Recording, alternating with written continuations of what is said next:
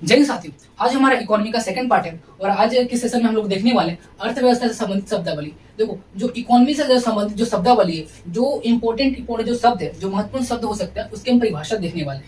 लेकिन इसके पहले हम एक चीज मेरा एक छूट गया था। कल के सेशन जो मैंने कंप्लीट करवाया था उसमें एक छोटा सा टॉपिक छूट गया था। अब हेडिंग लगाओ। देखो, कल मैंने क्या पढ़ाया था आपको, इकोनॉमी और इकोनॉमिक्स में क्या डिफरेंस है, अर्थव्यवस्था और अर्थशास्त्र में क्या डिफरेंस है। अगर इन दोनों में क्या डिफरेंस है, अंतर जानना चाहते हो तो आप पिछला सेशन जाकर देख सकते हो। एक छोटा सा पार्ट उसमें जो बताना था वो छूट गया था। अब इस पार्ट के माध्यम से मैं कवर करवा देता हूँ। देखो, इकोनॉमिक्स मैंने कल क्या पढ़ाया था, इकोनॉमिक्स और इकोनॉमी में क्या डिफरेंस है। आज हम लोग देखेंगे जो इकोनॉमी जो शब्द है ना, इस शब्द की उत्पत्ति कैसे हुई। देखो, जो ये शब्द है इसकी उत्पत्ति कैसी। ये शब्द जो है, देखो ये शब्द लिखा हुआ है, ये शब्द है लैटिन भाषा का शब्द है, लैटिन भाषा का शब्द है, लैटिन लैंग्वेज है, लैटिन वर्ड है। इसकी उत्पत्ति हुई थी इकोनॉमिका, इसमें ओ साइलेंट रहेगा, इकोनॉमिका शब्द से इस शब्द की उत्पत्ति हुई थी। और जो इकोनॉमिका शब्द है ये कैसा शब्द है, ये लैटिन शब्द है, ये एक लैटिन भाषा का शब्द है। तो इकोनॉमिका शब्द से उत्पत्ति हुई, किसकी उत्पत्ति हुई, इकोनॉमिक्स का। अर्थात कहने का मतलब इकोनॉमी का जो शब्द है एक लैटिन भाषा का शब्द है, एक लैटिन शब्द है, इससे उत्पत्ति हुई इकोनॉमिक्स। तो आपसे पूछा जाएगा तो बताओ इकोनॉमिक्स का मूल शब्द क्या है। इकोनॉमिक्स का मूल शब्द क्या हो जाएगा, इकोनॉमिका हो जाएगा। और ये किस भाषा से लिया गया, ये किस शब्द से लिया गया, तो लैटिन भाषा से लिया गया। और दूसरा पॉइंट याद रखना, ये होगा हमारा पहला पॉइंट। दूसरा पॉइंट याद रखना कि इकोनॉमिक्स इसको हिंदी में कहते हैं अर्थशास्त्र, अर्थशास्त्र का जनक, अर्थशास्त्र का जनक किसे कहा जाता है, अरस्तु को, सॉरी अरस्तु ने, एडम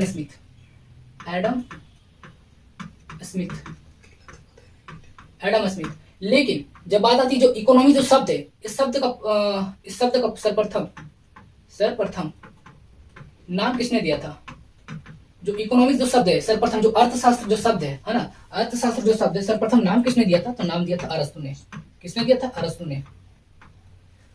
ने सर्वप्रथम अर्थशास्त्र का नाम दिया था। लेकिन जनक कहा जाता है, एडम स्मिथ को कहा जाता है। तो ये छोटा सा पार्ट था जो हमारे पहला सेशन जो हमारा हुआ था, तो पहला सेशन में ये कंप्लीट करवाना था, बताना था, तो ये छूट गया था। अब इसे अगर आप नोट्स बना रहे हो मेरे लेक्चर के माध्यम से, अगर नोट्स बना रहे हो, फेयर कॉपी बना रहे हो, तो आप इसको पहले पेज पे आप लिख सकते हो। इकोनॉमिक्स शब्द की उत्पत्ति इकोनॉमिका शब्द से हुई है, जो कि एक लैटिन भाषा है। अर्थात आपको कहा जाएगा कि इकोनॉमिक्स का मूल शब्द क्या है। अगर आपसे क्वेश्चन पूछा जाएगा तो इकोनॉमिक्स का मूल शब्द क्या है, तो हो जाएगा इकोनॉमिका। इकोनॉमिका कैसा शब्द है, लैटिन भाषा का शब्द है। अर्थात इकोनॉमिक्स शब्द की उत्पत्ति लैटिन भाषा से हुई है और वो शब्द है इकोनॉमिका। और सर्वप्रथम नाम किसने दिया था, जो अर्थशास्त्र है ना, सर्वप्रथम जो नाम दिया था, अब प्रयोग किसने किया था, नाम दिया था, ये सर्वप्रथम प्रयोग किसने किया था, तो वो अरस्तु था। अरस्तु ने ही सर्वप्रथम अर्थशास्त्र का नाम दिया था। लेकिन जब जनक पूछा जाता है कि इकोनॉमिक्स का जनक किसे कहा जाता है, तो एडम स्मिथ कहा जाता है। उसको नोट कर लेना। अब देखते हैं इधर कि अर्थव्यवस्था से संबंधित शब्दावली। आप शब्दावली को देख लेते हैं, जैसे कि बाजार किसे कहते हैं, कीमत किसे कहते हैं, वस्तु किसे कहेंगे, सेवा किसे कहेंगे। तो जो हम इकोनॉमी पढ़ेंगे, हमें पढ़ना क्या, इकोनॉमी पढ़ना है, इकोनॉमिक्स नहीं पढ़ना है। मैंने इसके पहले सेशन में बताया था कि हमें पढ़ना हमारे सिलेबस में इकोनॉमी है। तो इकोनॉमी में बहुत सारे शब्द आएंगे, जैसे अगर अपना सेशन आगे मैं बढ़ाऊंगा, 2-3-4 लेक्चर आएंगे, तो बहुत बीच में ऐसे शब्द आते रहेंगे। लेकिन इस शब्द के बारे में आपको डेफिनेशन पता हो तो आप आराम से समझ पाओगे कि ये शब्द आखिर कहना क्या चाहता है। तो देखो, पहला शब्द हमारा बाजार, एक कलर चेंज कर लेते हैं।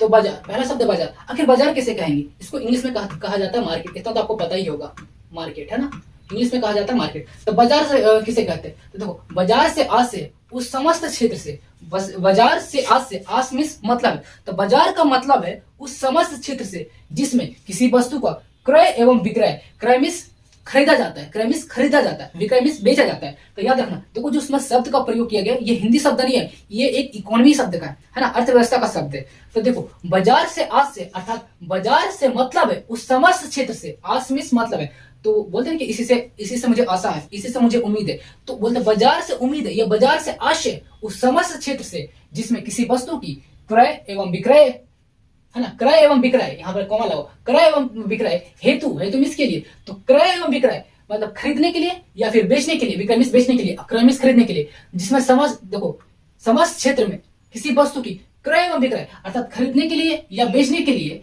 क्रेता एवं विक्रेता।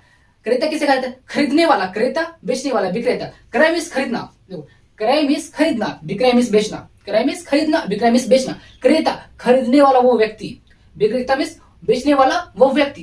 तो क्रेता मींस खरीदने वाला, विक्रेता मीन्स बेचने वाला। देखो इस सब से बहुत सारे डेफिनेशन निकल रहे हैं। फिर से देखो, बाजार से आज से उस समस्त क्षेत्र से, मतलब उस समस्त क्षेत्र से जहां पर क्रय एवं विक्रय होता हो, जहां पर खरीदा जाता हो या बेचा जाता हो, और क्रेता एवं विक्रेता एक दूसरे के संपर्क में रहते हैं। इसका क्या मतलब हुआ? देखो बाजार में दोनों चीज संभव है। अगर बाजार में अगर हम बेच रहे हैं, है ना, बेच रहे हैं, क्रय कर रहे हैं या विक्रय कर रहे हैं, अर्थात खरीद रहे हैं या बेच रहे हैं, तो इस सामने वाला तो कोई पर्सन होना चाहिए। हम किसे बेचेंगे या हम किससे खरीदेंगे?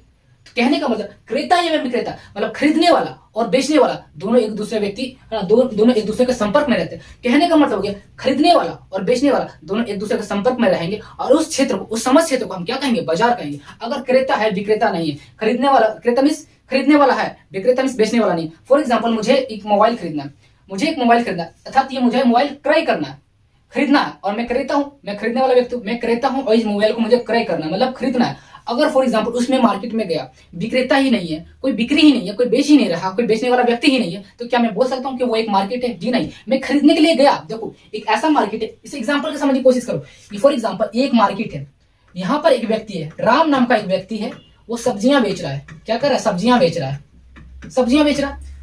तो राम जो व्यक्ति हो गया, वो हो गया, क्या हो गया? वो विक्रेता हो गया, क्योंकि ये बेचने वाला व्यक्ति है, तो ये हो गया विक्रेता हो गया। और काम क्या कर रहा है? वो काम कर रहा है, विक्रय का काम कर रहा है। तो क्या हम इस समस्त क्षेत्र को क्या हम बाजार कहेंगे? बिल्कुल नहीं, क्योंकि यहाँ पर विक्रेता मौजूद है और बिक्री के लिए वो सामान भी मौजूद है, लेकिन क्रेता ही नहीं है, कोई क्रय करने वाला कोई व्यक्ति ही नहीं है, तो हम इसे बाजार नहीं कहेंगे। याद रखना, जहां पर विक्रय करने वाले अर्थात व्यापारी लोग मौजूद है, लेकिन ग्राहक ही ना हो, क्या उस समस्त क्षेत्र को मार्केट कहेंगे? मार्केट आप कह सकते हो, लेकिन हम पढ़ रहे अर्थव्यवस्था उसे मार्केट नहीं कहेगी। मार्केट किसे कहेंगे? अर्थात बाजार किसे कहेगा?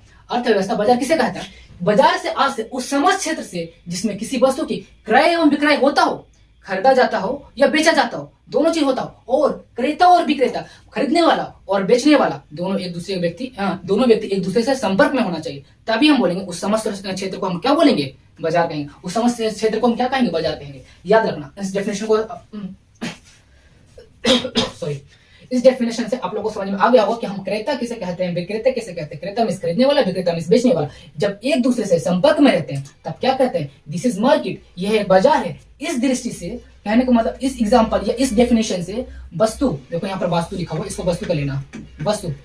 तो इस दृष्टि से वस्तु का स्थानीय बाजार भी होता है, मतलब कि हाँ, स्थानीय बाजार भी होता है, क्षेत्रीय बाजार भी होता है, मतलब कि जिला स्तर पर, राज्य स्तर पर, केंद्र स्तर पर, अंतरराष्ट्रीय स्तर पर, है ना, मार्केट होता है ना। इस प्रकार देखो केंद्र सरकार मार्केट से देखो बहुत सारे डिफेंस के सामान लाते हैं, है ना, मिसाइल्स बहुत सारे लाते हैं, सैटेलाइट वगैरह जो लाते हैं, तो उस जितने भी देखो विदेश से भी कंपनियां आती है, तो विदेश से कंपनियां आती है, बहुत सारे यहाँ से सामान भारत से आयात किया जाता है, निर्यात किया जाता है, यहाँ से सामान कुछ भेजे जाते हैं, विदेश में भेजे जाते हैं, विदेश से सामान कुछ लाए जाते हैं, तो आयात और निर्यात होता है ना। तो मतलब यहाँ से कुछ सामान भेजे गए, वहां से कुछ सामान लाए गए, तो क्या चल रहा है? ये प्रकार से तो बिजनेस ही चल रहा है, एक प्रकार से लेन देन ही तो चल रहा है। तो ये क्या हो गया? अंतरराष्ट्रीय बाजार हो गया, अंतरराष्ट्रीय मार्केट हो गया, इंटरनेशनल मार्केट हो गया। तो स्थानीय, क्षेत्रीय, राष्ट्रीय एवं अंतरराष्ट्रीय बाजार भी होते हैं इस दृष्टि से, जहां पर क्रेता एवं विक्रेता एक दूसरे संपर्क में होना चाहिए, अर्थात खरीदने वाला और बेचने वाला एक दूसरे संपर्क में होना चाहिए। अगर दोनों में से कोई एक व्यक्ति अनुपस्थिति पाई जाती है, अगर कोई दोनों क्रेता और विक्रेता में कोई एक व्यक्ति अनुपस्थित है, तो हम उससे बोल सकते हैं कि वह बाजार नहीं है। लेकिन इसमें दोनों संभव होना चाहिए, क्रेता एवं विक्रेता भी संभव होना चाहिए। और क्रय, अब देखो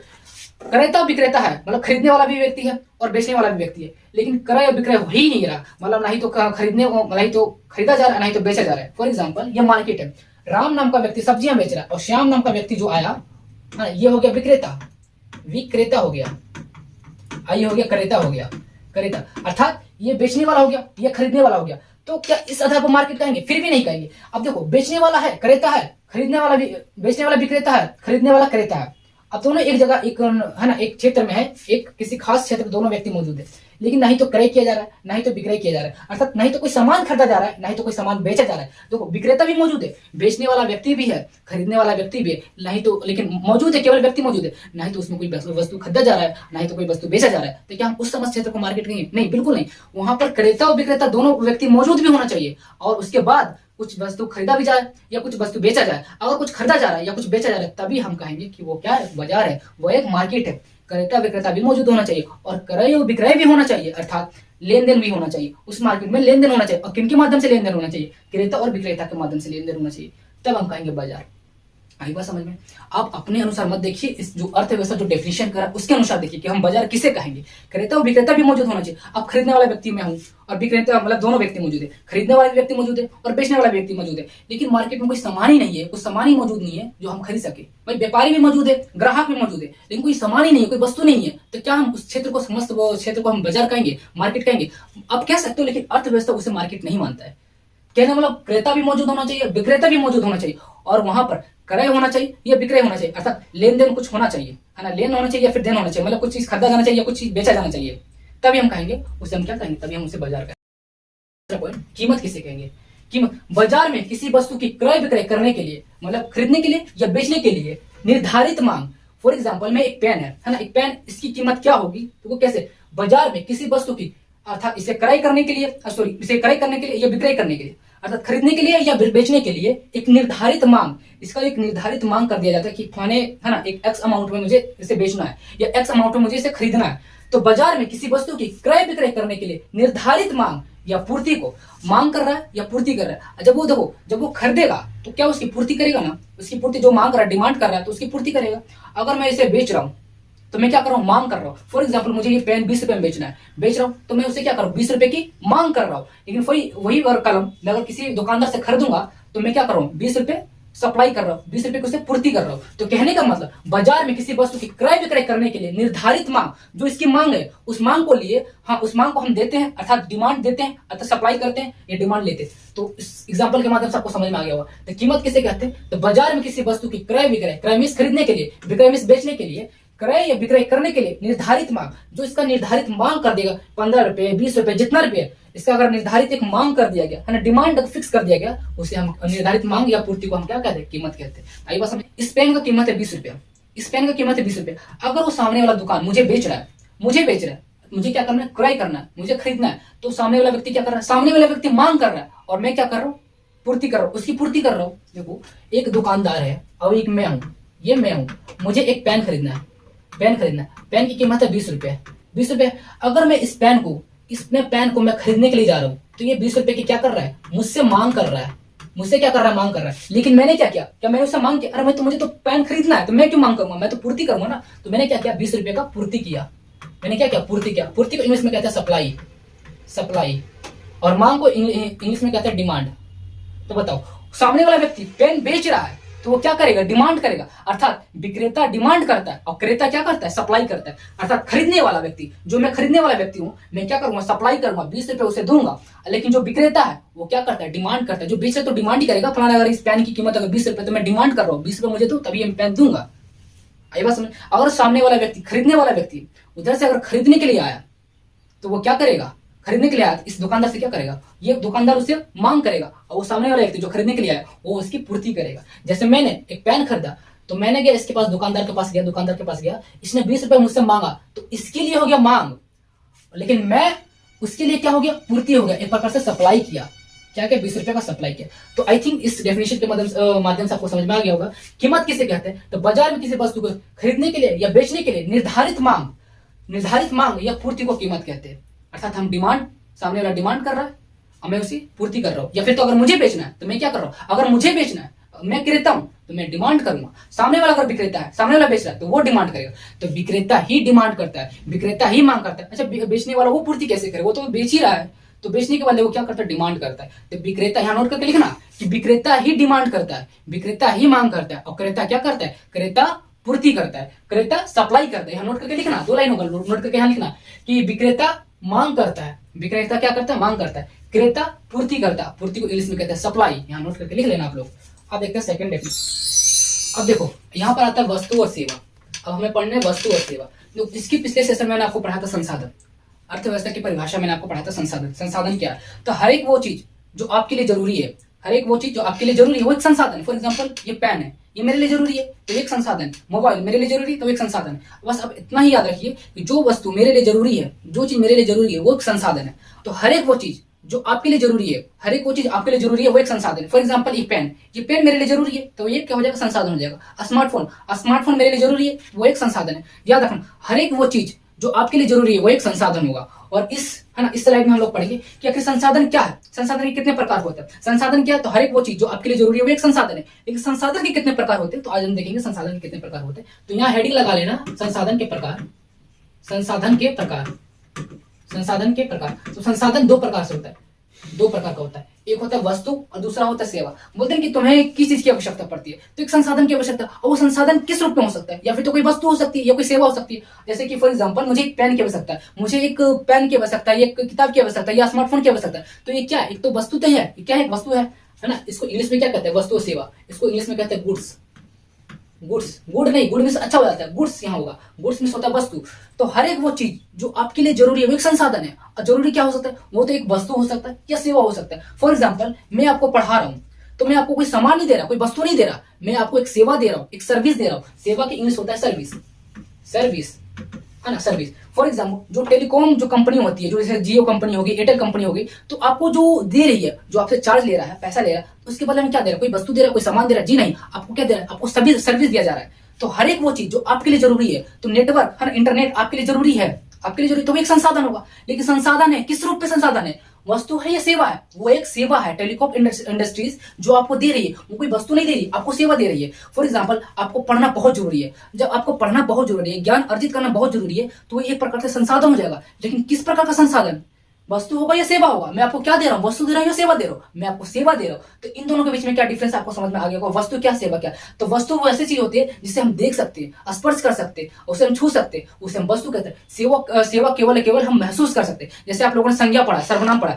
तो सर्वनाम के 5 भेद होते हैं, उसमें 5वां भेद आता है भाववाचक संज्ञा, जिसका केवल भाव झलकता है, केवल हम फील कर सकते हैं, अनुभव कर सकते हैं। वैसा ही एग्जांपल होता है, उसका एक एग्जांपल है सेवा। सेवा को केवल आप फील कर सकते हो, केवल अनुभव कर सकते हो, केवल महसूस कर सकते हो। अब जैसे मैं आपको पढ़ा रहा हूं, क्या उस मेथड को आप देख सकते हो, केवल आप फील कर सकते हो। ज्ञान को देखा जा सकता है, मैं आपको क्या दे रहा हूं, एक प्रकार से ज्ञान ही दे रहा हूं, शिक्षा ही दे रहा हूं। तो क्या शिक्षा को या ज्ञान को आप देख सकते हो, जी नहीं, केवल अनुभव कर सकते हो, केवल फील कर सकते हो, महसूस कर सकते हो। तो सेवा एक प्रकार से देखा नहीं जा सकता, महसूस नहीं किया जा सकता, तो है ना, इसको सेवा को देखा नहीं, केवल महसूस किया जा सकता है। लेकिन जब मैं बात करता हूँ वस्तु, फॉर एग्जांपल मैंने आपसे कुछ पैसे लिए और पैसों के बदले में आपको पढ़ा रहा हूँ, साथ में आपको बुक दिया, एक किताब दी, तो किताब आप देख सकते हो, छू सकते हो, स्पर्श कर सकते हो, तो वो एक चला जाएगा वस्तु के कैटेगरी में। लेकिन जो मैं पढ़ा रहा हूँ, ज्ञान दे रहा हूँ, वो चला जाएगा सेवा की कैटेगरी में, सर्विस की कैटेगरी में।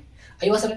तो हर एक वो चीज जो आपके लिए जरूरी है वो एक संसाधन है। संसाधन किस रूप में हो सकती है, या फिर तो वस्तु हो सकती है या सेवा हो सकती है। तो आइए इसी का डेफिनेशन देखते हैं। तो वस्तु किसे कहते हैं, तो वस्तु से आशय अर्थात वस्तु से मतलब है जिसका उत्पादन बिक्री हेतु किया जाए, अर्थात बेचने के लिए किया जाए। वस्तु का उत्पादन केवल बेचने के लिए किया जाता है। और आगे देखते हैं क्या कहता है, वस्तु कहलाता है, ठीक है। नोट, उपभोक्ता द्वारा अर्थात कंज्यूमर द्वारा, जो उपभोक्ता मतलब उपभोग करने वाला व्यक्ति को उपभोक्ता कहा जाता है। तो उपभोक्ता द्वारा स्वयं के उपभोग हेतु, अगर वो स्वयं उपभोग कर लेता है, स्वयं कंज्यूम कर लेता है, मतलब उपयोग कर लेता है, उपभोग के ब्रैकेट में उपयोग करता है, तो उस उपभोक्ता द्वारा स्वयं उपयोग कर लेता है या स्वयं उपयोग हेतु बनाई गई वस्तु नहीं है, अर्थात वस्तु केवल तभी हो सकता है जब वह बिक्री हेतु हो। इसका मतलब मैं समझाने की कोशिश करता हूँ। फॉर एग्जांपल कोई एक पेन है, अगर ये पेन बनाने वाला कोई कंपनी है या कोई व्यक्ति है, अगर इस पेन को बनाता है तो ये बनाता है केवल बेचने के लिए नहीं, अगर इस पेन को बनाने के बाद खुद उपयोग कर लेता है, खुद यूज कर लेता है, तो उसे इकोनॉमी के डेफिनेशन के अकॉर्डिंग उसे गुड्स नहीं कहा जाएगा, वस्तु नहीं किया जाएगा। लेकिन जब बात करते हैं साइंस में, तो साइंस वस्तु किसे कहते हैं, मैटर किसे कहते हैं। हर एक वो चीज जिसमें आकार हो, आयतन हो, जिसमें कुछ भार हो, तो उसे हम वस्तु कहते हैं। नो मैटर आप बेचने के लिए बनाया हो या खरीदने के लिए बनाया, उससे कोई मतलब नहीं है। हर एक वो चीज जिसमें भार हो, आकार हो, आयतन, वो एक वस्तु है, वो एक मैटर है, वो एक पदार्थ है। लेकिन जब बात करते हैं अर्थव्यवस्था की, तो वस्तु की डेफिनेशन क्या है, अगर कोई वस्तु का उत्पादन किया जा रहा है तो केवल इसका उत्पादन बिक्री हेतु किया जाता है, मतलब बेचने के लिए किया जाता है, तब उसे हम क्या कहेंगे, वस्तु कहेंगे। लेकिन ये वस्तु अगर उत्पादन किया, अगर वो खुद उपयोग कर लेगा, तो अकॉर्डिंग टू डेफिनेशन इकोनॉमी क्या कहता है, उसे वस्तु नहीं कहता है। कब नहीं कहेगा, जब उसे खुद उपयोग कर लेगा।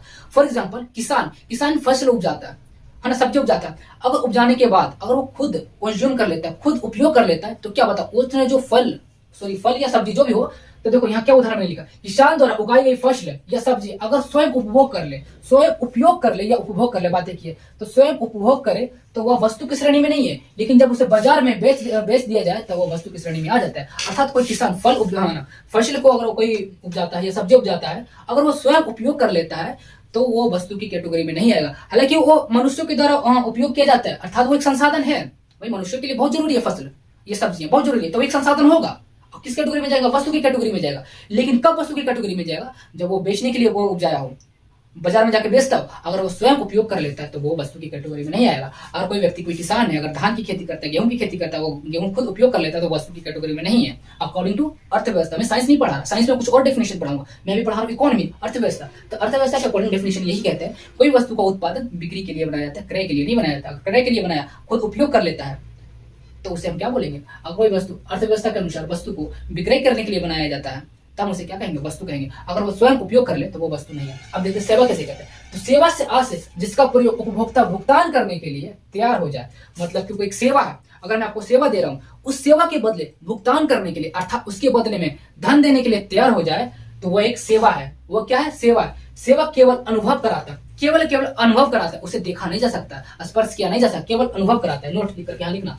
सेवा अचल संपत्ति नहीं होती है। अचल संपत्ति कहने का मतलब ऐसा नहीं है कि जो मैं आज सेवा दे रहा हूं उसे उठा करके यहाँ रख दो। फॉर एग्जांपल वस्तु क्या होता है? वस्तु में क्या होता है? देखो, वस्तु आपने मोबाइल खरीदा, मोबाइल खरीदने के बाद आपने क्या किया? आज मैंने 10,000 में ये मोबाइल खरीदा। अब मैंने सोचा इस प्रोडक्ट को, है ना, इस वस्तु को उठा करके फलाने मार्केट में ले जाता हूँ, 12,000 में सेल कर दूंगा। तो इसने क्या किया? अचल संपत्ति, मतलब यहाँ से स्थान से परिवर्तन किया। लेकिन मैं आपसे बताता हूँ, आपसे एक एग्जांपल देता हूँ, जो मैंने आपको सर्विस जो दिया, पढ़ाया, क्या इसी ज्ञान को उठाकर कहीं आप दूसरी जगह रख सकते हो? भाई ऐसे जिसे आप स्पर्श नहीं कर सकते, देख ही नहीं सकते, तो कैसे उसका अचल संपत्ति बना सकते हो? कैसे एक दूसरे जगह आप ट्रांसफर कर सकते हो? ये पता लगे कि मेरे द्वारा जो मैं सिखा रहा हूँ, आप सीख करके किसी दूसरे व्यक्ति को सिखाओगे तो मेरे द्वारा नहीं, वो आपके द्वारा वहां ज्ञान पहुंच रहा है, आपके द्वारा वहां से सेवा पहुंच रहा है। लेकिन जो मैं आपको पढ़ा रहा हूँ, क्या इसी ज्ञान को जो मैं पढ़ा रहा हूँ, जो मेरी जो सर्विस है, जो मेरा सेवा है, इसी सेवा को उठाकर आप दूसरी जगह ट्रांसफर कर सकते हो? जी बिल्कुल नहीं। अब इसे छू ही नहीं सकते, स्पर्श नहीं कर सकते, कैसे अचल संपत्ति मानोगे?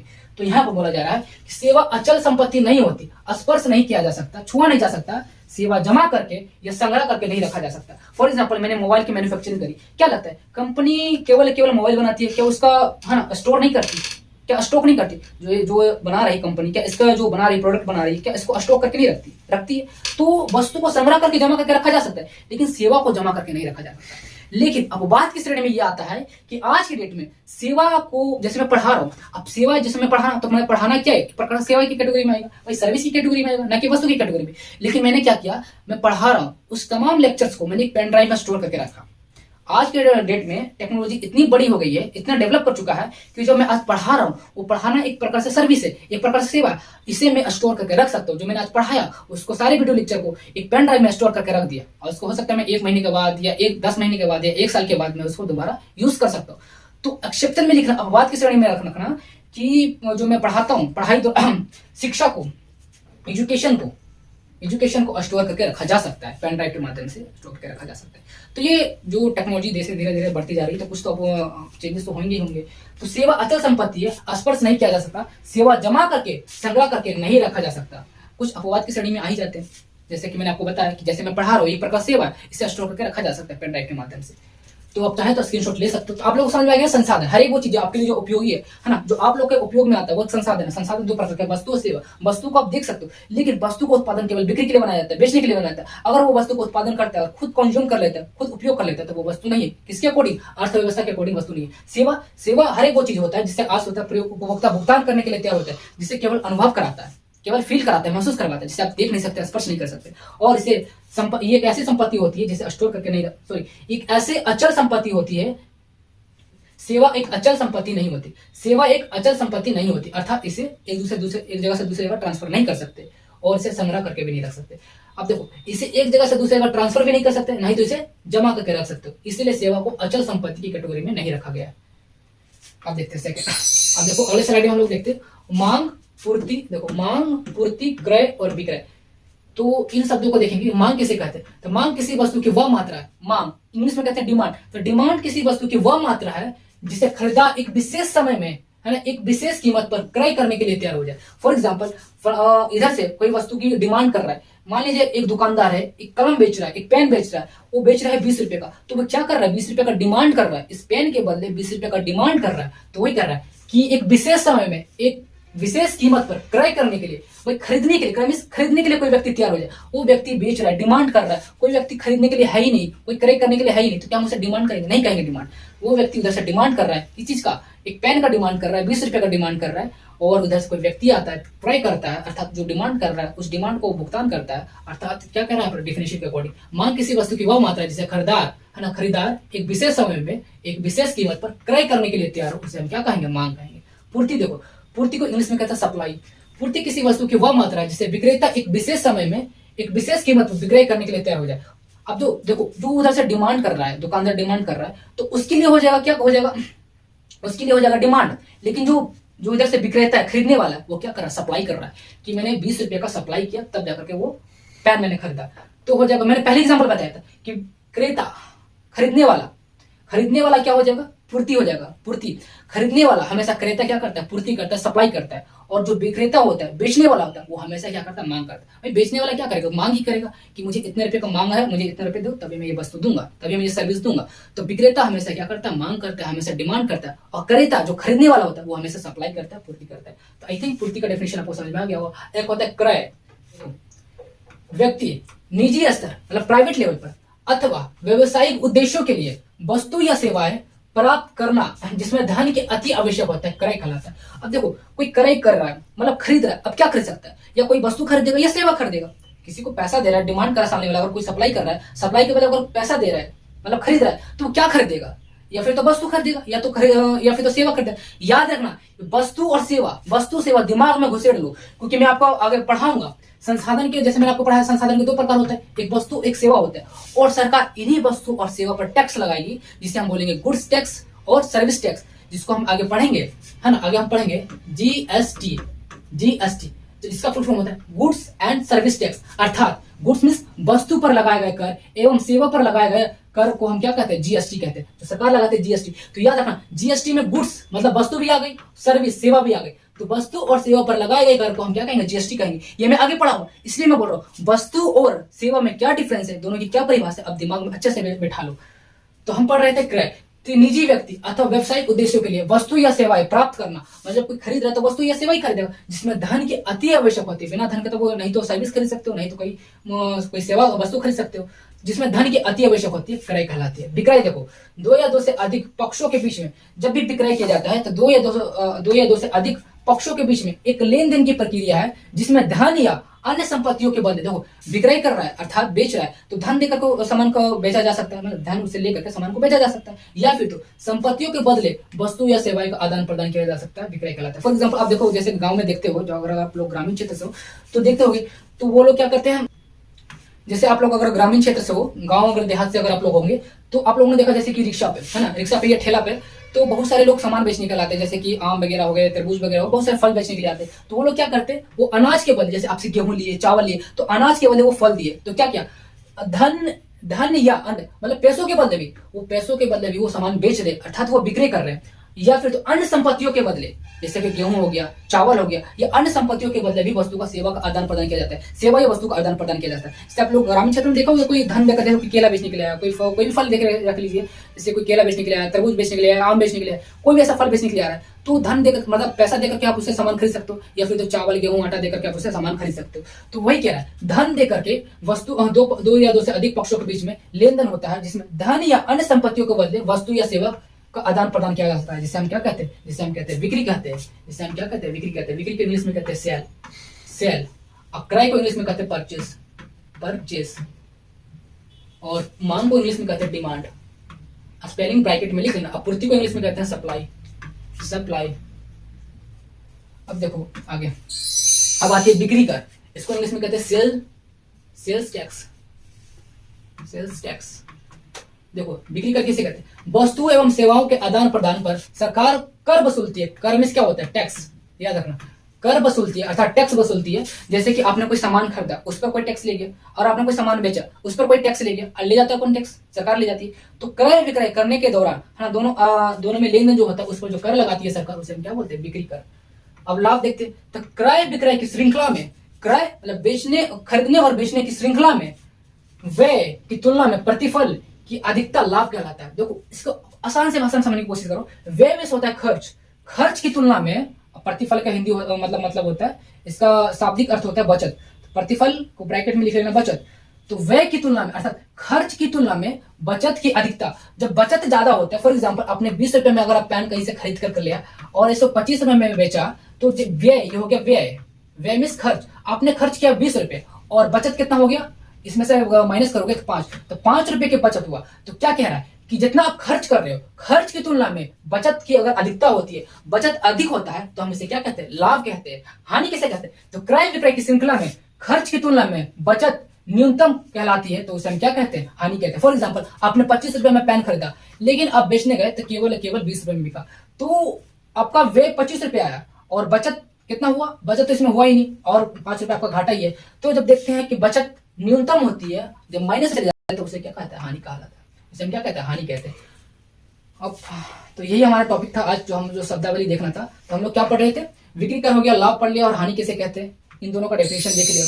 इधर हम लोगों ने देखा मांग किसे कहते हैं, पूर्ति किसे कहते हैं, क्रय विक्रय किसे कहते हैं, demand supply purchase and sale किसे कहते हैं। और इधर हम लोगों ने देखा दो प्रकार होते हैं, वस्तु, एक स्टार लगा लीजिए, सिंगल स्टार लगा लीजिए, बहुत